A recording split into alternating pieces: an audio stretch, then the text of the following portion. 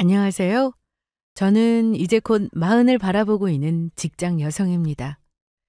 직장 생활을 하시는 다른 많은 분들처럼 일 때문에 스트레스 받는 일도 있고 일의 성과가 나오거나 조금 한가해지면 그래도 조금 살만해지는 일상이 반복되어 살아가고 있는 그저 평범한 직장인이에요. 사회인으로서의 저는 이렇게 어디서나 흔히 볼 수 있을 정도로 특이한 것 없는 인생을 살고 있지만 그래도 제 사생활의 영역만큼은 제가 주인공이다 보니 사건, 사고가 없다고 말하면 거짓말이겠죠. 혹시 여러분들은 살면서 도저히 감당하기 힘들 만큼 충격적인 일을 경험해 보신 적이 있으신가요? 드라마나 영화에서나 보아왔지 제가 직접 겪게 되리라고는 꿈에서조차 생각할 수 없는 그런 일 말입니다. 어디에서나 볼 수 있는 평범한 저 같은 사람이 실제로 겪게 된 일에 대해 듣게 되신다면 너무 극적인 이야기라 오히려 거짓말같이 느껴지실 거예요. 저도 이게 제 이야기가 아니라 남이 겪은 일이었다면 그렇게 생각했을 테니까요. 하지만 믿기 어려운 일임에도 불구하고 이 모든 일은 제게 실제로 일어났던 일입니다. 저는 20대 중반에 요즘 결혼 정년기를 생각해 보았을 때는 다소 이른 나이에 결혼을 하게 되었어요. 남편하고는 대학 때부터 오랫동안 연애를 해왔습니다. 저보다 2살 위에 대학 선배였던 남편이었어요. 그러니까 저나 남편이나 대학 졸업하고 사회 초년생이 된 지 얼마 안 되어서 결혼을 한 셈입니다. 고등학교 다닐 때 그저 애들 소꿉장난처럼 친구처럼 지냈던 남자친구 말고 제대로 사귀어본 남자는 남편이 처음이었어요. 그러니까 그 사람이 제 첫사랑이었던 셈입니다. 거기다 근 5년이 넘는 연애 기간까지 20대의 절반 이상을 함께한 사람이었기에 제가 언젠가 결혼을 하게 된다면 당연히 그 사람과 하게 될 거라고 생각했습니다. 뭐 남자들이야 좋을 때는 당연하다는 듯이 결혼 이야기를 한다고는 합니다만 제가 뭐 달리 남편 말고 다른 남자를 진지하게 만나본 적이 있어야죠. 20살 무렵부터 당연하게 저와 결혼을 이야기하는 남편 말에 저도 그게 당연한 일인 줄로만 알았습니다. 딸이 진지하게 사귄 첫 남자친구이니 저희 친정에서도 남편을 많이 궁금해하셨어요. 둘 다 아직은 어린 나이였기에 자녀의 예비 배우감이라기보다는 조금은 가벼운 마음으로 서로를 처음 만나게 된 친정 부모님과 남편이었습니다. 은태야, 너 우리 주영이가 그렇게 좋아? 네! 졸업하고 자리 잡으면 바로 주영이랑 결혼할 거예요. 그러니까 절대 결혼 반대하시면 안 돼요. 애교 있게 말하는 남편에게 다소 어이없어 하시면서도 친정 부모님 2분께서 남편을 꽤나 예뻐하셨다는 건 잘 알고 있었습니다. 저희 집은 딸만 둘이거든요. 엄마나 아빠나 다른 집 아들 열보다 너희들 둘이 훨씬 귀하다고 딸 자식인 저희들을 치켜 세워주셨지만 그래도 가끔은 아들 하나 있었으면 하는 아쉬움을 품고 사신다는 걸 알고 있었어요. 큰딸이 마치 아들처럼 살갑게 구는 남자친구를 데려온 것이 내심 흡족하신 듯 했던 부모님이셨습니다. 남편만 일찍부터 저희 집과 교류한 건 아니었습니다. 저 역시 후에 제 시부모님 되셨던 남편의 부모님을 일찍 만나 뵈었거든요. 아이고, 애기다, 애기. 은태야, 너 주영이 정말 잘해줘야 한다. 남편은 외동아들이거든요. 그렇게나 딸을 갖고 싶어 하셨다고 했던 시부모님이신데 이제 갓 20살이 되어 솜털이 보송보송한 저를 아기처럼 예뻐해 주셨던 시부모님이셨습니다.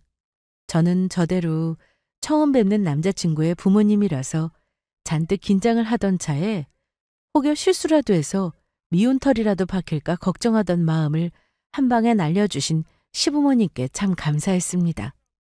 그렇게 대학 다니는 내내 서로의 집을 오가며 밥도 얻어먹고 용돈도 받아가며 결혼 전부터 일찍이 서로를 친근하게 대해온 저희였어요. 제가 대학교 4학년 때 아빠가 갑작스런 발병으로 길지 않은 투병 생활 끝에 유명을 달리하게 되셨을 때도 마치 한 가족처럼 아빠 마지막 하는 길을 지켜주었던 남편이었습니다. 은퇴야, 우리 주영이 잘 부탁한다. 내가 너희 식장 들어가는 건 꼭 보고 싶었는데 우리 주영이 내 손으로 직접 은퇴 네 손에 건네주고 싶었는데 그러지를 못해서 정말 미안하다. 아닙니다, 아버님. 아버님 걱정하시지 않도록 제가 주영이한테 정말로 잘할게요. 제가 정말 잘하겠습니다, 아버님. 그래. 고맙다. 고맙다, 은퇴야. 금방이라도 숨이 넘어갈 듯 쌕쌕거리던 음성으로 간신히 딸 자식을 부탁하는 친정아버지 말씀에 어린아이처럼 꺽꺽 울며 다짐에 다짐을 하던 남편이었습니다. 시부모님 역시 저희 아빠 발인까지 지켜보시며 저희 친정 식구들과 함께 해주셨습니다. 생각지도 못하게 이르게 아빠를 떠나보낸 마음만큼은 감당할 수 없는 슬픔에 빠져 있었습니다. 하지만 그럼에도 아들이 없는 저희 집에서 상주 노릇을 자처하며 끝까지 장례식장을 지켜줬던 남편이나 아직 아들과 결혼도 하지 않은 아들 여자친구 부모님 장례를 마지막까지 지켜주신 시부모님께 너무나도 감사했습니다. 아직 결혼하기도 전이었지만 그분들이 진정으로 제 가족처럼 느껴졌어요. 결혼해서도 남편이나 시부모님께 평생 정말 잘하리라 그렇게 다짐하고 또 다짐했습니다. 은퇴가 우리한테는 은인이다. 아무리 너랑 오래 만났다고는 해도 아직 결혼한 사이도 아닌데 어쩜 저렇게까지 할 수가 있겠어. 입장 바꿔서 나였으면 저렇게 할 수 있었을까 생각해보면 우리가 은퇴한테 정말 고마워해야 해. 힘든 일 겪고 몸도 마음도 많이 상하신 와중에도 남편과 시부모님에 대한 감사한 마음에 눈물을 흘리시던 친정 어머니셨습니다. 제 여동생은 그때 저보다 더 어렸으니 그렇게 황망하게 아버지를 떠나보내고 얼마나 무섭고 마음이 아팠겠습니까?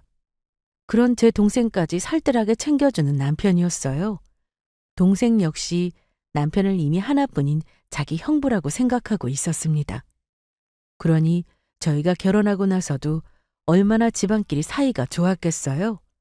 사돈지간이 결코 쉽게 대할 수 없는 사이라고 하지만 시부모님께서도 홀로 된 저희 엄마를 살뜰하게 챙겨주셨습니다. 어머나 주영아, 사부인께서 뭘 또 이렇게 보내주셨다니. 엄마 되게 좋아하시잖아. 어머님 아버님이 같이 속초여행 갔다가 엄마 생각이 나셔서 먼저 보내셨대. 세상에 감사해라. 이 귀한 걸 매번. 시댁도 가족끼리 워낙 사이가 좋으셨고 특히 시어머니 시아버지 두 분이 금슬이 정말 좋으셨습니다. 두 분끼리만 여행도 자주 가셔서 그럴 때마다 저희 엄마까지 챙겨주시는 두 분이셨어요.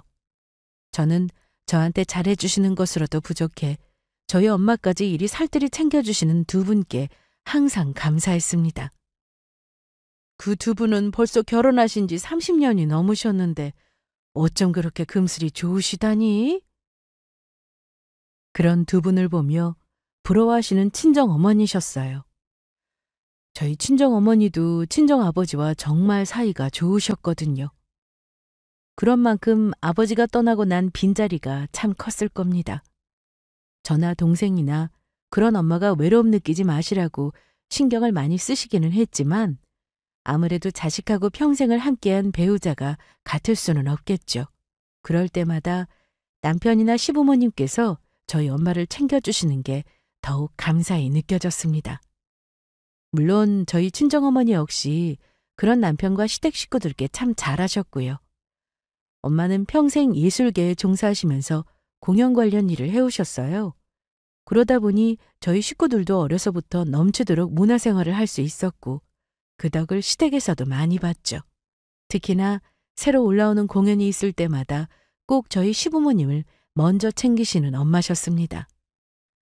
두 분이 데이트를 자주 하시는 편이니 공연 데이트야말로 더할 나위 없이 반가운 일이었죠.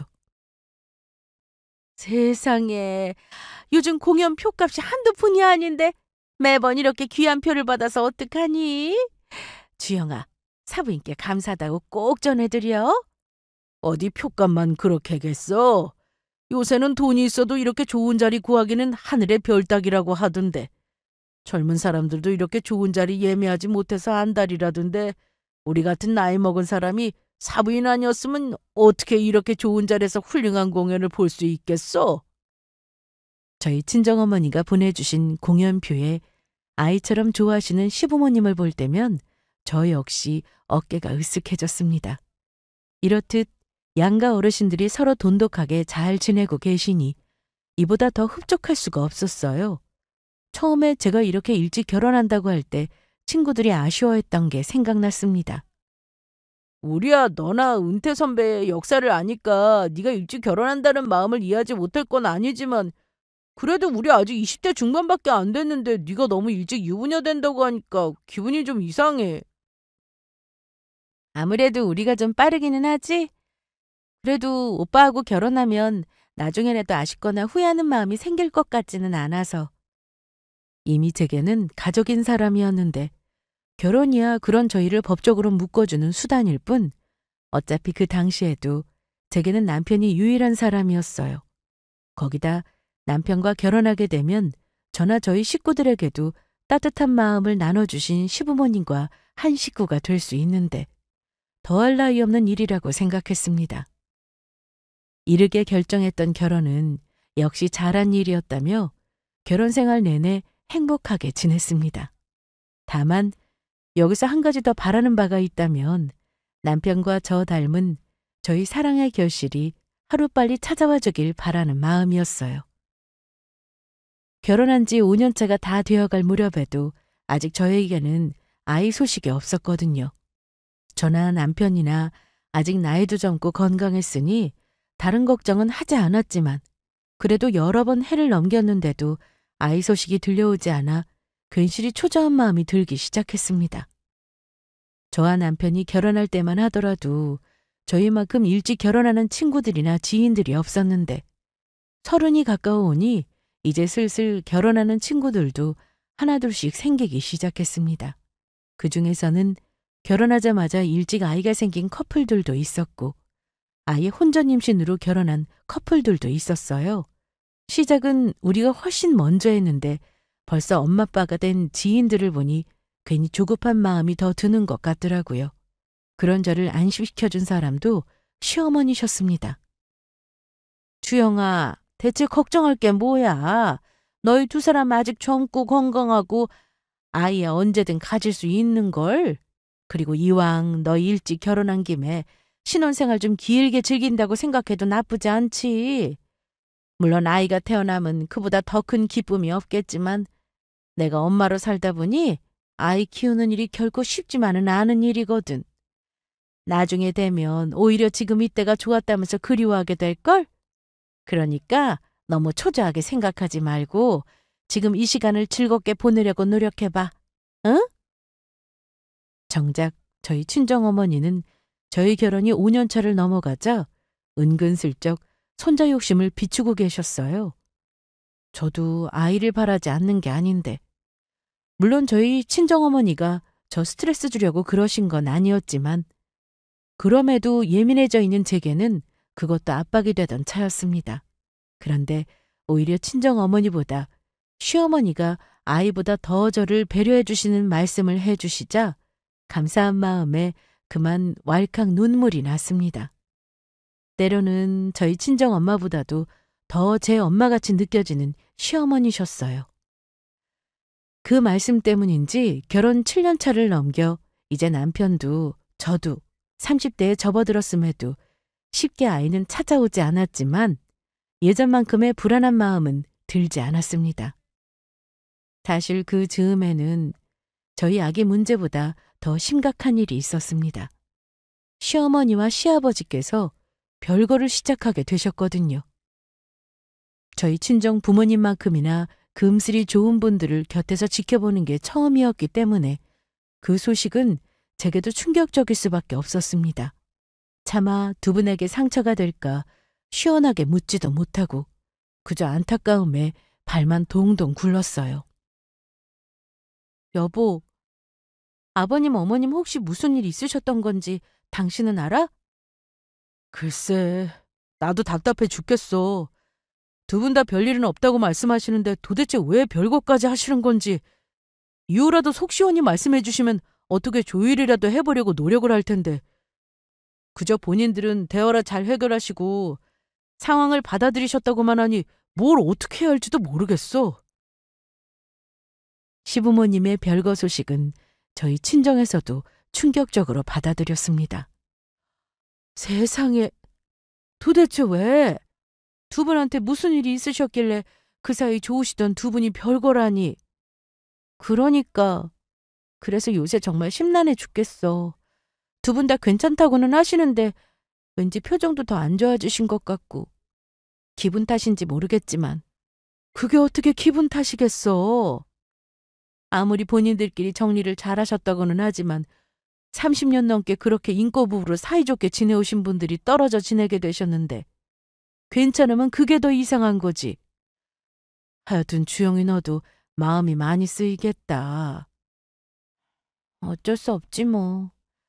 당분간은 어머님 아버님한테 신경 좀 써야겠어. 그래, 그렇게 해라. 우리 힘들 때 해주신 거 생각하면 사돈어른 사부인 힘드실 때도 우리 해드릴 수 있는 건 다 해드려야지. 평소에도 시댁에 각별히 마음을 쓰는 저였지만 더더욱 신경을 쓰지 않을 수가 없었습니다.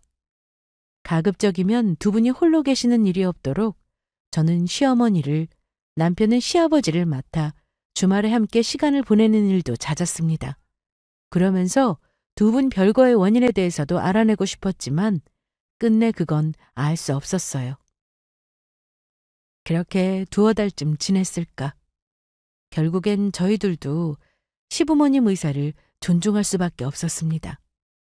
겉보기에는 아무 문제가 없어 보인다고 하더라도 부부 문제라는 건 참 알 수가 없는 거구나 하는 생각이 들었어요. 한편으로는 그리 사이가 좋으셨던 두 분의 결말이 이렇게 내려지자 부부관계가 조금 허무하게 느껴지기도 했고요.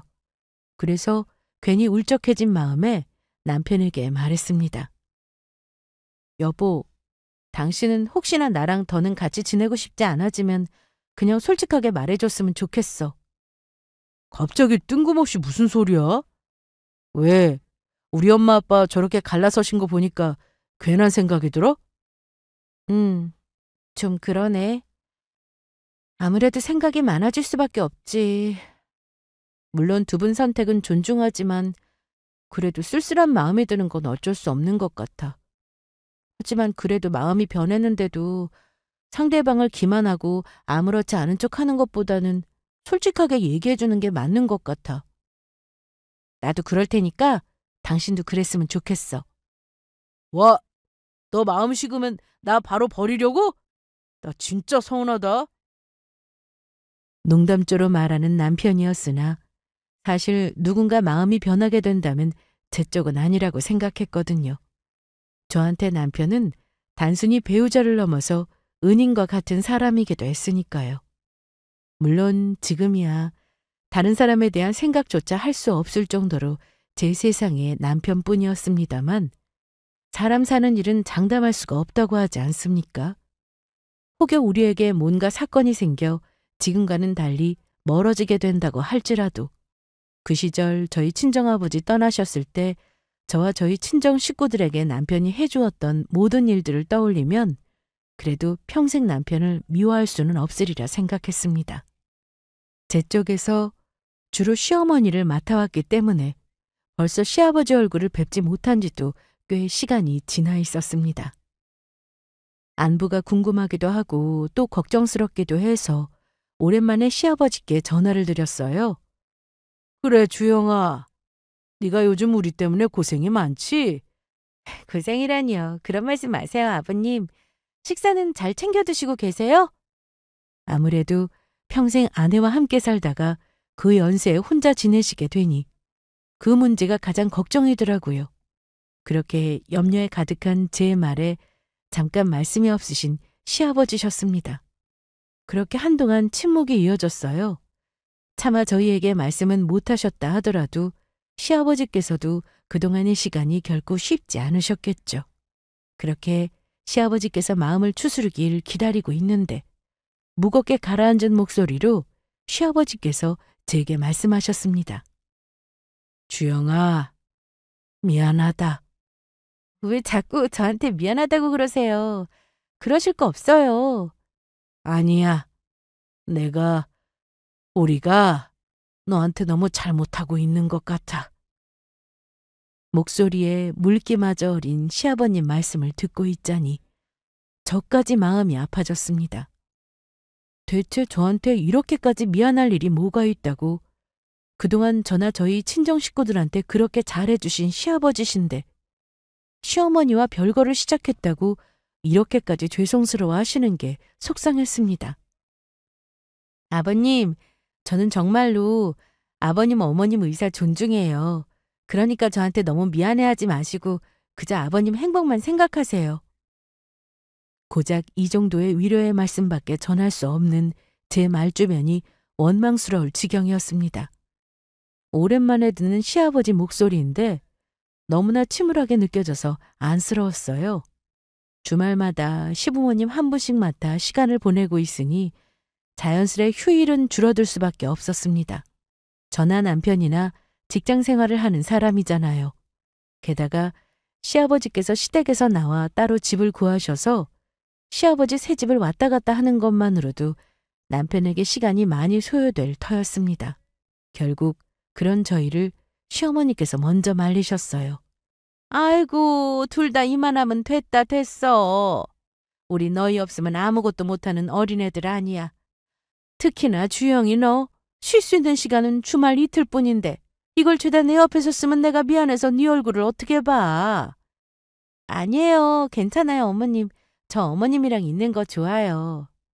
예, 이왕 싱글 됐는데 나도 혼자 사는 자유를 좀 만끽해보자. 다음 주부터는 나한테 오지 말고 너희들끼리 시간을 보내든지 너희 사부인을 찾아뵙든지 해. 그동안 나나 너희 시아버지 신경 쓴다고 친정에는 한동안 못 갔을 거 아니야.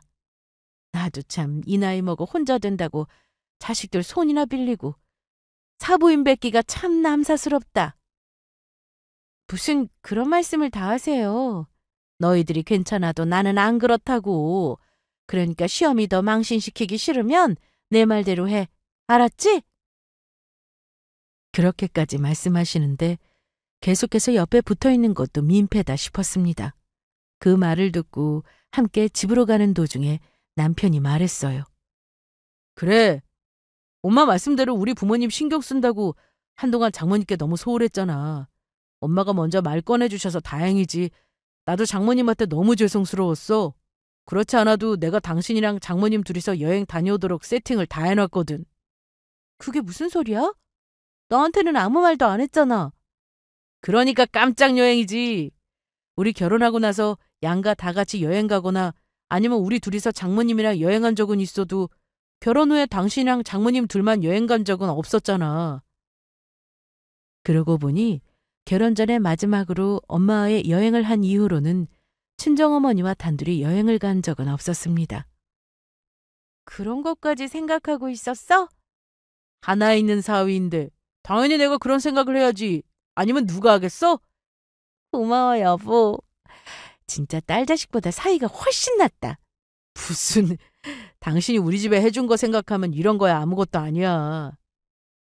어쩌면 이렇게 다정하게 마음을 쓸 수 있을까. 남편에게 너무 고마웠어요. 친정어머니 역시 뜻밖의 시집간 딸내미와 단둘이 여행을 가자는 제안에 설렘을 감추지 못하셨습니다. 나야 우리 딸이랑 간다면 세상 어딜 가도 좋지. 아유, 엄마 너무 설렌다. 친정어머니께서 저렇게까지 좋아하시는 모습을 보니 진작 이런 생각을 하지 못한 것이 죄송스러웠습니다. 역시 이런 쪽으로는 나보다 남편이 센스가 훨씬 좋구나 하는 생각에 역시 결혼을 잘했구나 싶었어요. 비록 남편이 여행지로 잡아준 나라가 생각보다 먼 곳이어서 급하게 휴가를 몰아쓰느라고 애를 먹기는 해야 했지만 야근까지 하면서 미리 업무를 소화하면서도 여행에 대한 기대감에 힘든 줄도 몰랐습니다. 그렇게 설레는 마음으로 엄마와 여행을 떠났어요. 공항까지는 남편이 태워다 주었습니다. 은태야, 고마워. 우리 사위 아니면 내가 어떻게 이렇게 호사를 부리겠어. 장모님도 참, 장모님 해주신 거에 비하면 아무것도 아니니까 부담 갖지 마시고 가서 주영이라 좋은 거 보시고 맛있는 거 드시고 하고 싶으신 거 싹 다 하시고 즐겁게 계시다 오세요. 고마워, 여보. 그래, 조심해서 잘 다녀와. 환하게 웃으며 저희 모녀에게 손을 흔들어주는 남편이었습니다. 후에 그 순간 남편을 두고 비행기에 몸을 실은 것을 얼마나 후회했는지 모릅니다. 그게 남편의 건강한 모습을 본 마지막 순간이었단 걸 알았다면 절대 비행기를 타는 일은 없었겠죠. 여행지에 도착해서는 오랜만에 친정어머니와 단둘이 손을 잡고 정말 열심히도 쏘다녔습니다. 여행이라면 적지 않게 다녀본 저였는데도 결혼을 하고 8년 차가 다 되어가는 차에 친정엄마와 단둘이 하는 해외여행은 또 느낌이 다르더라고요.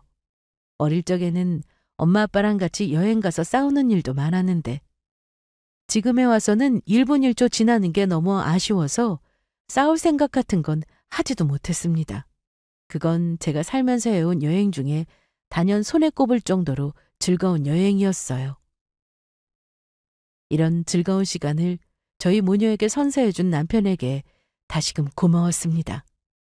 남편과는 오전, 오후로 연락을 주고받으며 저희 모녀의 즐거워하는 모습도 사진으로 보내주었습니다. 어제 저녁에 보낸 거 아직 은태가 답장이 없어. 그러게? 어제 일찍 잠들었나? 평소 같으면 어지간히 바쁜 일이 있는 게 아니고서야 항상 칼같이 답장을 하던 남편이었는데 어제 점심 무렵에 연락한 이후로 답이 없는 남편이었습니다. 괜히 불안한 마음이 들기도 했지만 설마 그 사이에 무슨 일이 있을까 싶었어요. 그렇게 애써 불안한 마음을 떨치고 그날 저녁에도 남편이 미리 잡아준 고급 레스토랑에서 온갖 산해진미를 나눠 먹으며 친정어머니와 즐거운 시간을 보냈습니다. 샴페인까지 한 잔 마시고 알딸딸해진 기분이 그리 좋을 수가 없었죠. 그래서 술 기운으로 잠에 드느라 그날 저녁까지도 역시 남편에게 답장이 없었다는 사실을 그만 잊고 말았습니다.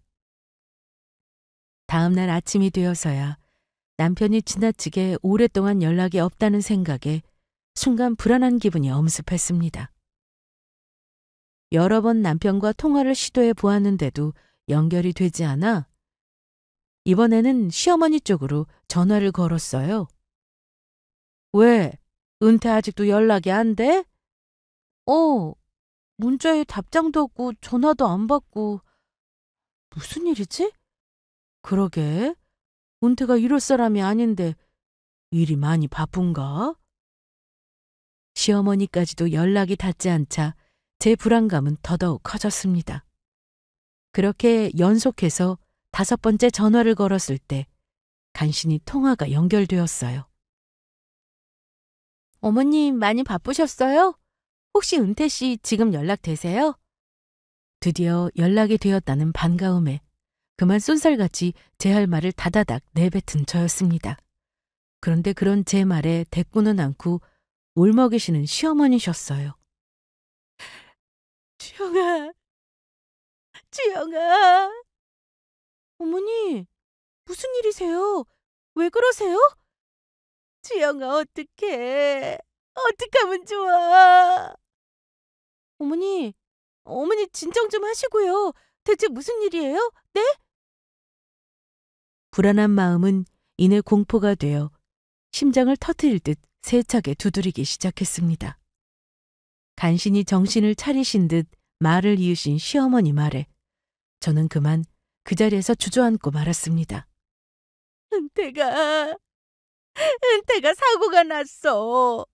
억저녁에 급하게 수술을 받았는데 아직 의식이 없어. 그게 대체 무슨 소리예요? 절규하는 저를 보고 친정어머니께서 전화기를 빼앗으셨습니다. 웅얼웅얼 대화소리 비슷한 게 들리면서도 눈앞이 핑 도는 기분에 제대로 알아들을 수가 없었습니다. 주영아, 정신 차려! 정신 차려, 주영아! 간신히 정신을 추슬렀을 때는 온 얼굴이 눈물로 범벅이 된 친정어머니가 저를 부여잡고 울고 계셨어요. 저도 몰랐는데 충격이 너무 큰 나머지 잠시 제가 정신을 잃었었나 봅니다. 여전히 몸을 떨고 있는 저를 터질 듯 꽉 껴안으며 친정어머니 역시 충격에 정신을 차리기 힘드신 듯 중얼거리셨습니다. 아이고, 이게 무슨 일이야. 어떻게 이런 일이 다 있어. 어떡해. 눈부시게 아름다웠던 친정어머니와의 여행은 그날을 기점으로 악몽으로 바뀌었습니다. 아직 여행이 며칠 더 남아 있었으나 당장에 한국으로 돌아가야만 했어요. 급하게 돌아가는 표를 구하려고 하니 그건 역시 쉽지 않았습니다. 간신히 친정어머니의 해외 공연 인맥까지 동원해 다음날 새벽에 한국으로 들어가는 표를 구할 수 있었어요. 그럼에도 시간이 너무나도 더디게 흘러가 사람 피가 바짝바짝 말라갔습니다. 그런 저에게 어떻게든 정신을 차리게 하려고 애를 쓰시는 친정어머니셨습니다. 주영아, 지금부터 네가 정신을 단단히 차려야 해. 절대로 정신 놓으면 안 돼. 알았지? 남편이 생사의 기로를 오갔는데도 정작 제 눈으로 확인하지 못해서 그런지 자꾸만 이 모든 게 거짓말처럼 느껴졌습니다. 막상 한국에 도착하면 남편이 평소와 다름없는 모습으로 웃으며 나를 마중 나와 있지는 않을까, 많이 놀랐냐며 나를 안아주지는 않을까, 그런 망상만 끊임없이 반복됐습니다. 당연한 일이었겠지만 공항에 남편이 나오는 일 같은 건 일어나지 않았습니다. 공항을 나서자마자 택시를 잡아 타고 시어머니께 받은 병원 주소로 달려가면서 심장이 너무 울렁거려 금방이라도 신물이 올라올 것 같았어요. 그렇게 도착한 병원 꼴을 보고 저희 모녀는 또다시 할 말을 잃어야만 했습니다. 주영아, 사부인! 저희를 보자마자 울음을 터뜨리신 시어머니셨어요. 그 뒤로 보이는 남편 모습은 전신을 붕대로 칭칭 감고 간신히 숨만 내신 산송장꼴이었습니다. 그리 많이 울었는데도 그런 남편 모습을 보자마자 눈물이 펑 터져버렸습니다. 은태씨, 오빠! 어디 한 군데 잘못 잡았다가 부러뜨리기라도 할까 싶어 차마 남편을 붙잡지도 못하고 낡은 침대 프레임만 부여잡고 통곡을 했습니다. 목숨은 간신히 건졌지만 이미 남편은 의료진으로부터 전신마비 판정을 받았다고 했습니다. 며칠 전까지만 해도 그리 건강했던 사람을 이꼴로 마주하게 됐다니 도저히 믿을 수 없는 현실에 절규했어요. 간신히 겨우 진정을 하고 나서 처음 병원에 내렸을 때부터 했던 생각을 조심스럽게 말했습니다. 왜 이렇게 외진 병원으로 왔어요? 우리 다른 큰 병원 가봐요. 혹시 모르잖아요. 다른 의사는 다른 말 해줄지도 모르고. 너 오기 전에 우리도 다른 병원 몇 군데 더 가봤어. 다들 똑같은 말만 하더라. 그래도 어떻게 이렇게 포기해요? 여보 제발 너 한 번만 더 그런 소리 다시 들었다가는 정말로 못 버틸 것 같아. 제발 나 좀 내버려둬. 여보 제발. 결국 남편이 울음을 터뜨리고 말았습니다. 당사자가 저렇게 고통스러워하는데 저러다 저 사람 그만 살고 싶어지면 어떡하나 싶어 차마 더 말할 수조차 없었어요. 그렇게 며칠을 뜬 눈으로 남편 곁을 지켰습니다. 사고 소식을 들은 이후로 귀국하고 그때까지 한숨도 제대로 잘 수 없었어요. 이미 몸은 만신창이었습니다. 하지만 그런 몸보다 더 버티기 어려웠던 것이 정신이었습니다. 며칠간 거의 말이 없던 남편 입이 간신히 열렸을 때 듣게 된 말은 이러했습니다. 여보, 우리 이만 갈라서자. 여보! 이거 하루 이틀 이러고 말 일이 아니잖아. 당신 이제 겨우 30 좀 넘었어. 앞으로 남은 인생이 얼마인데 너 평생 나 같은 반신불수한테 발목 잡혀서 살 거야? 발목을 잡히다니. 정말로 내가 그렇게 생각할 것 같아? 알아. 알아서 더 못 견디겠어. 나 당신한테 지금 이런 걸 보이는 것도 너무 수치스러워. 그러니까 나를 위해서, 그리고 당신 인생을 위해서 여기까지만 하자. 당신 희생시키면서 바닥까지 보이기는 죽어도 싫어.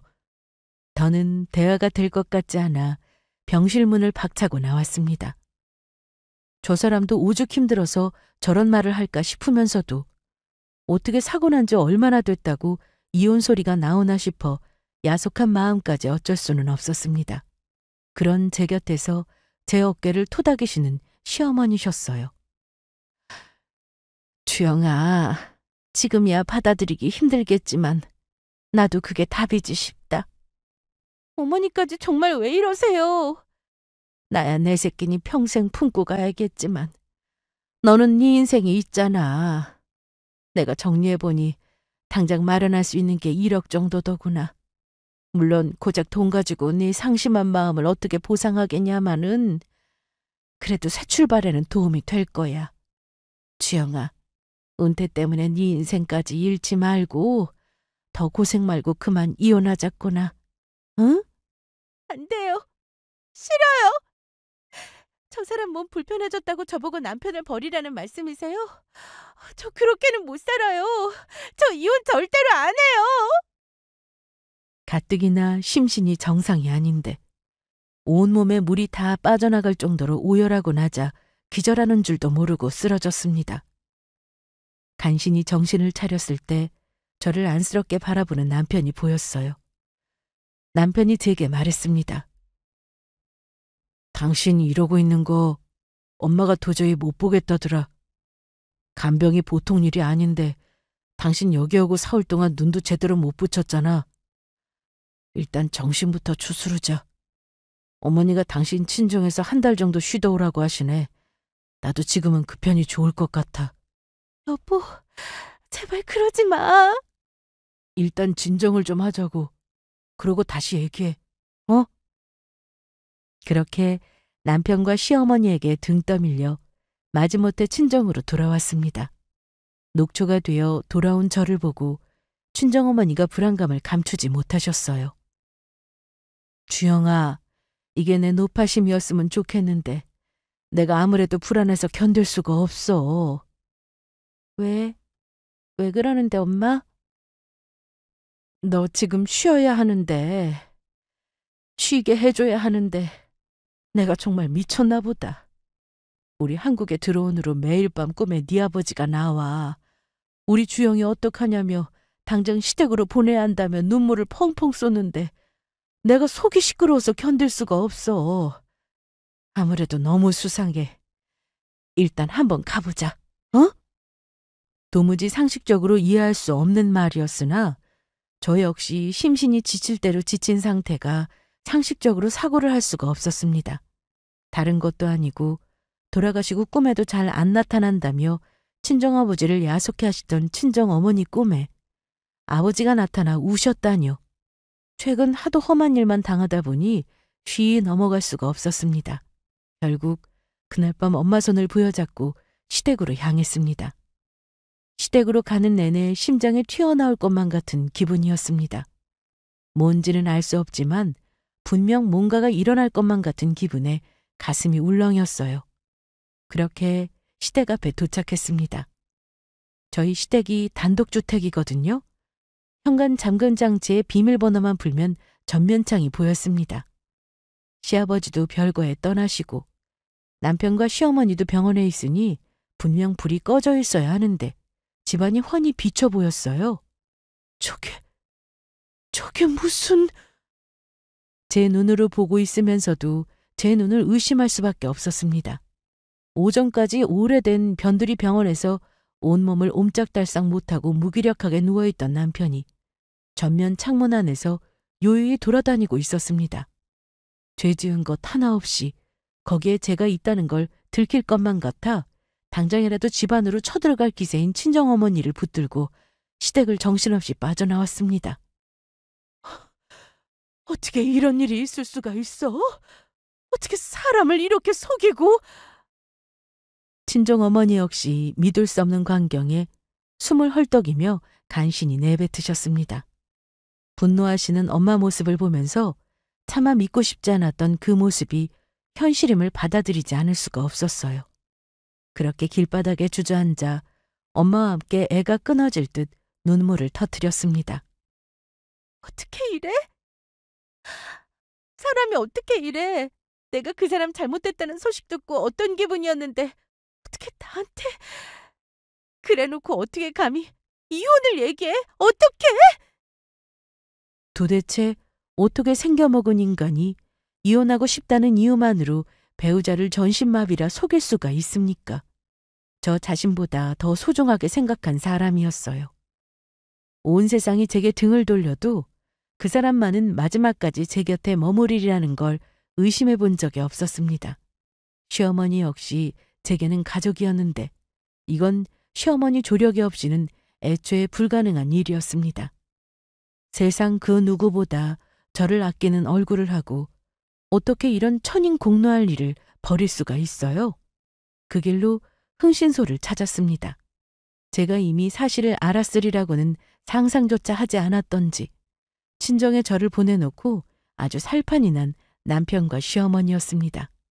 목적이 이혼이라는 걸 깨닫자마자 먼저 떠오른 것이 여자 문제였으나 상간녀의 정체를 알았을 때는 분노할 기운조차 남지 않았습니다.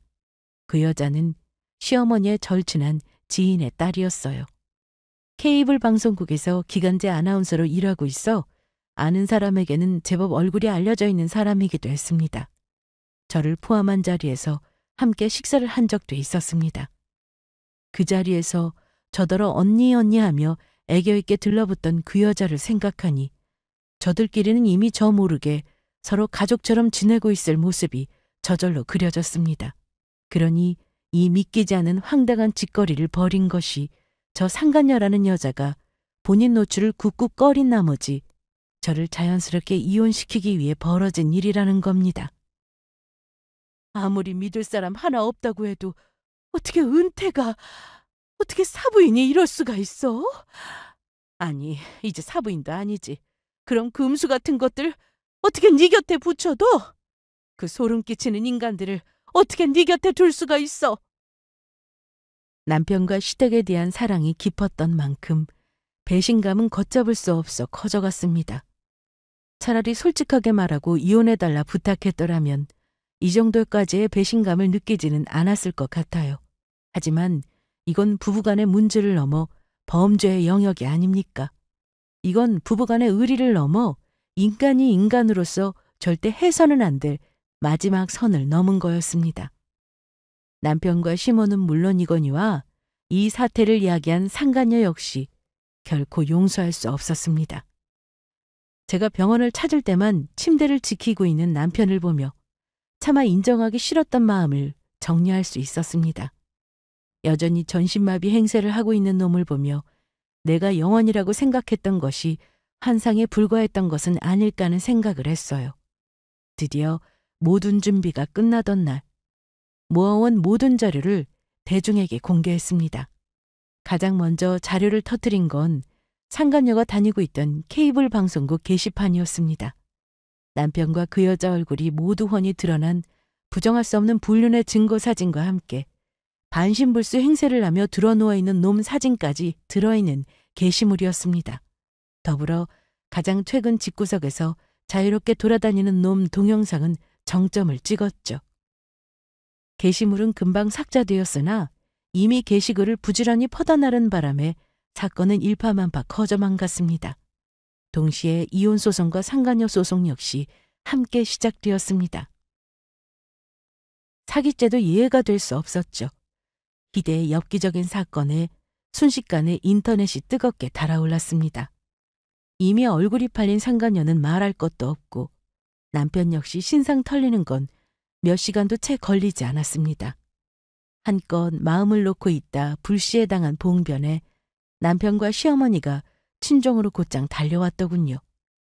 이제 반신불수 행세도 하지 못하고 헐레벌떡 뛰어온 놈을 보니 내가 사랑한 사람은 허상이었음을 깨달았습니다.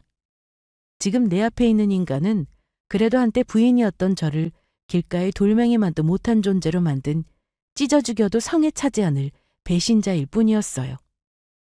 이 찢어 죽일 것들, 우리가 얼마나 너희를 믿었는데, 정말로 가족이라고 생각했는데 인두껍을 쓰고 어떻게 이런 짓을 해?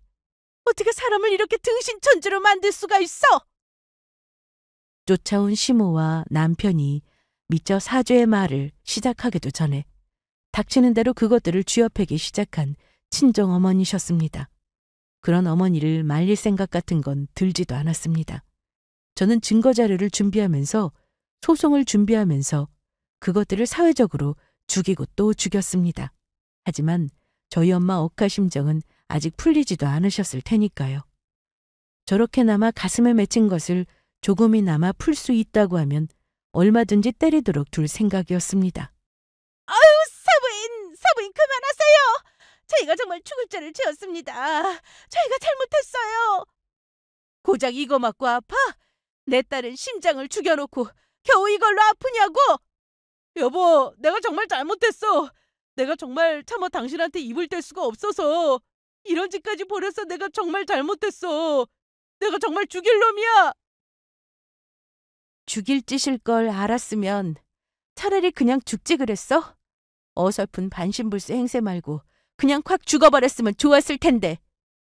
진심만을 가득 담아 남편의 죽음을 소망하는 제 모습을 보고 놈 역시 이제 모든 것이 끝났음을 실감한 모양이었습니다.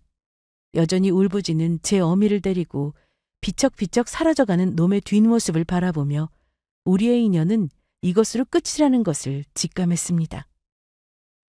가장 큰 타격을 받은 건 역시 유명인이었던 상간녀 쪽이었습니다. 제 신상 안 털려보겠다고 이 짓을 벌여놓고 국민 상간녀로 오물을 뒤집어 썼으니 두 번 다시 방송계에 얼굴을 내밀 일은 없겠죠. 얼굴을 갈아엎고 신분 세탁을 하지 않는 이상 한국 땅에서 그 여자는 영영 재기불능일 겁니다. 처음에는 그저 복수를 하면서도 아픈 마음뿐이었는데 시아버지로부터 한 통의 연락을 받은 후 스스로를 갉아먹는 감정은 이만 버리기로 했어요. 그놈이 다른 데 눈을 돌린 건 알았어도 그런 짐승만도 못한 짓까지 할 줄은 내가 진작 내게 기뜸만 해주었더라도 네가 이렇게 다칠 일은 없었을 텐데 내 잘못이다. 내가 미안하다, 주영아. 나 그거 알고 나서 그놈이나 그놈 어미나 더는 사람 아니라 생각한 지 오래다. 다 그것들 잘못이야. 그러니까 너는 거리낌 없이 미워하고 실컷 비난하고 그러고는 그것들한테 매여 살지 말고 자유롭게 훨훨 날아가.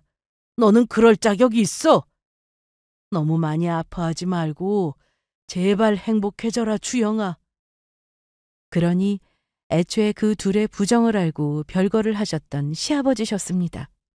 그제야 제게 사과하시던 시아버지의 마음이 이해가 갔습니다. 그리하여 그 후로 이혼 소송에서 대승을 거두었을 때 상간녀와 전 남편, 전 시어미까지 사회적으로 매장을 당했을 때도 그저 순수하게 후련해 하기로만 했습니다. 그들은 명백한 가해자이고 저는 제 한을 푸는 데 성공했으니 그게 맞는 거라 생각하기로 했어요. 워낙 엽기적 사건이었으니 회사 이미지 실추를 이유로 전 남편 역시 권고사직을 당하고 소식을 들을 수 없는 곳으로 사라졌을 때 제 인생에서도 그 사람을 영영 몰아내기로 마음 먹었어요. 지금은 그것도 수년이 흐르니 그저 지나간 일이라 생각하고 조용하게 지내고 있습니다. 그런 일을 겪어도 시간은 흐르고 인생은 계속됩니다. 저는 잘 지내고 있습니다. 그러니 너무 걱정하지 않으셔도 돼요. 제 이야기 끝까지 들어주셔서 진심으로 감사드려요.